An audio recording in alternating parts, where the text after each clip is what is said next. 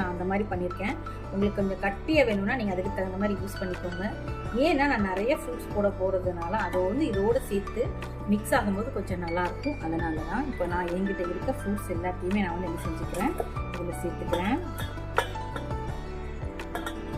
என்கிட்ட இருக்க ஃப்ரூட்ஸை நான் சேர்த்துருக்கேன். உங்ககிட்ட எந்த ஃப்ரூட்ஸ் இருக்கோ நீங்கள் அதை சேர்த்துக்கோங்க.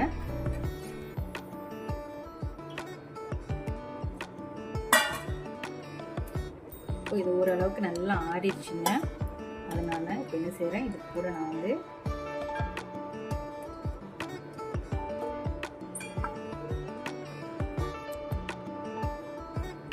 தெரியலையா, நல்லா வந்து இதை என்ன செய்ய போகிறேன்னா வலிச்சு விட்டு இதில் எடுத்து விட்டுருவேன் நான். இப்போ பாருங்கள், நம்ம போட்டிருந்த ஃப்ரூட்ஸு எல்லாமே இதுக்குள்ளே வந்து சேர்ந்துருச்சு. இப்போ வந்து நான் இது என்ன செய்ய போகிறேன்னா நல்லா சில் பண்ண போகிறேன்.